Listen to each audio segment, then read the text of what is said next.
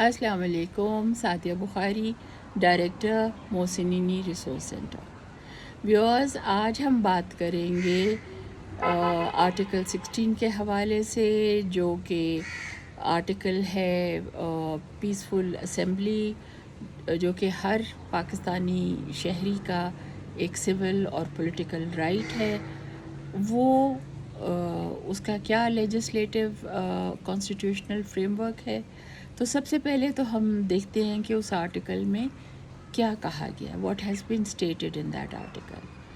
Every citizen has the right to assemble peacefully and without arms subject to any reasonable restrictions imposed by law in the interest of public order. یہ تو ہے article 16، جس میں آپ کو clearly بہت ہی آسان زبان میں یہ بتایا جاتا ہے کہ ہر شہری جو ہے یہ اس کا سول اور پولیٹیکل رائٹ ہے کہ اگر وہ اس کے پاس اسلحہ نہیں ہے تو وہ ایک پبلک پلیس کے اوپر آ کر وہ اسمبل بھی کر سکتا ہے اور وہ پروٹیسٹ بھی کر سکتا ہے. اچھا، یہ جو آرٹیکل ہے اس کے حوالے سے جن پہلوؤں کے اوپر غور کرنا بہت ہی زیادہ ضروری ہے وہ ہے کہ جو کنٹینٹ بیسڈ انسٹرکشنز ہیں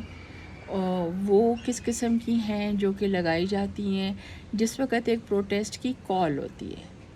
دوسرے یہ دیکھنے کی بھی ضرورت ہے کہ کولیکٹیو رسپانسبلٹی کس طرح سے ان لوگوں کے اوپر لاگو کی جاتی ہے. تیسری جو چیز ہمیں دیکھنے کی بہت زیادہ ضرورت ہے وہ یہ ہے کہ جیسے سرٹن گروپس ہیں، مثلاً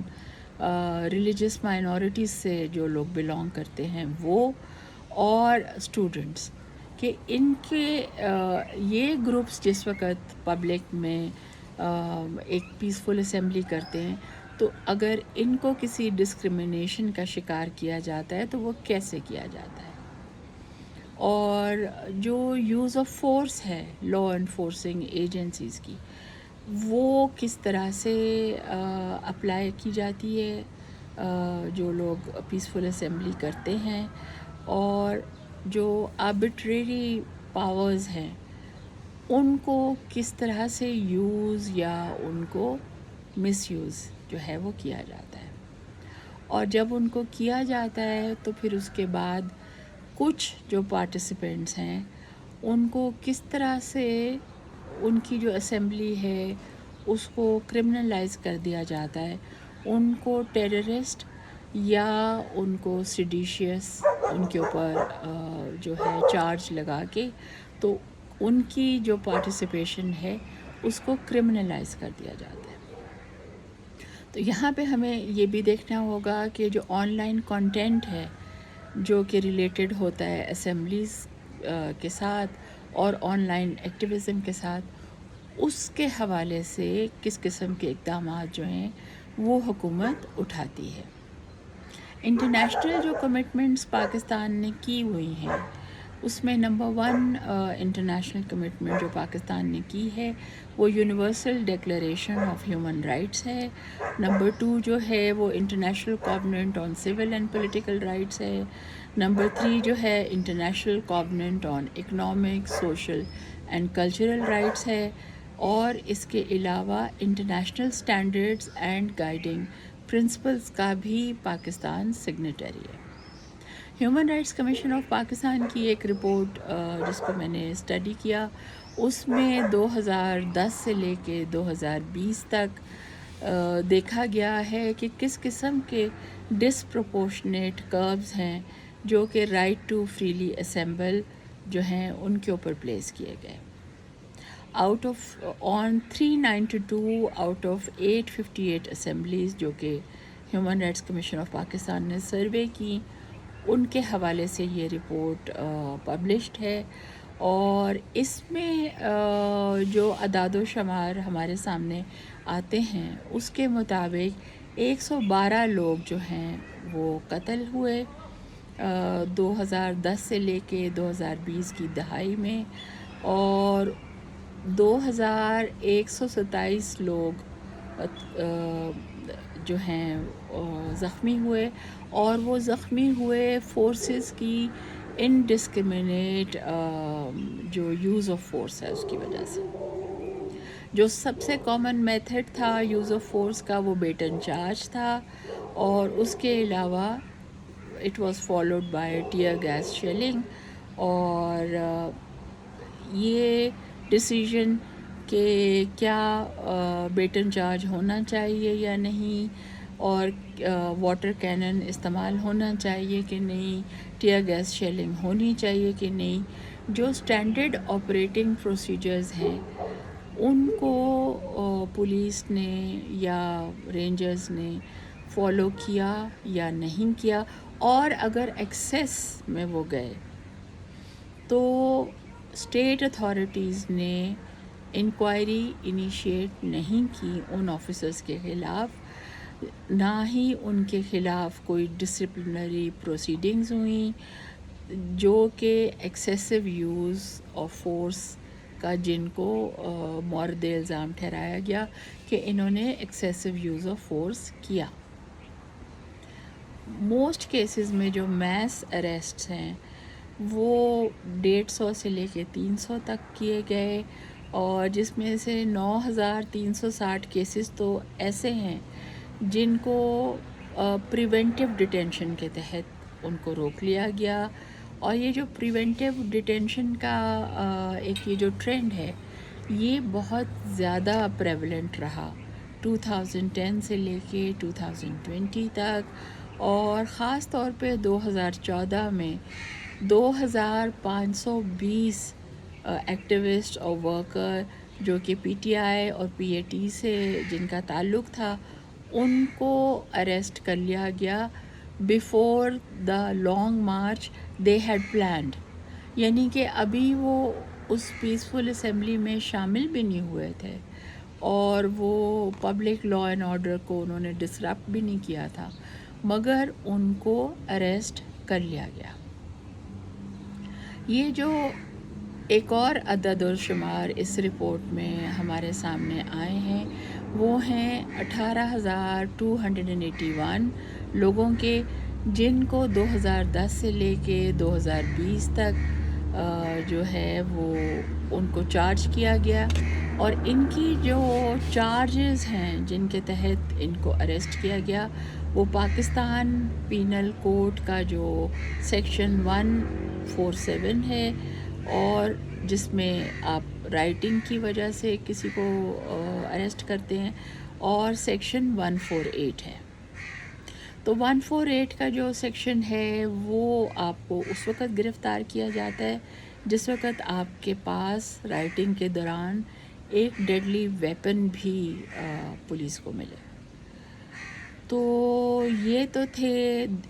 دو سیکشنز جو کہ ریلیٹیولی اتنے ان کی سزائیں اتنی زیادہ سخت نہیں ہیں, مگر آگے چل کے جو سیکشن 149 ہے وہ کافی اس کی سزا سخت ہے, اور اس میں یہ ہے کہ ایک شخص جو ہے اگر وہ ان لافل اسمبلی کا گلٹی ہوگا اور وہ کوئی کرمنل ایکٹ بھی کمٹ کرے گا تو پھر اس کو جو ہے سیکشن 149 کے تحت اریسٹ کر لیا جائے گا.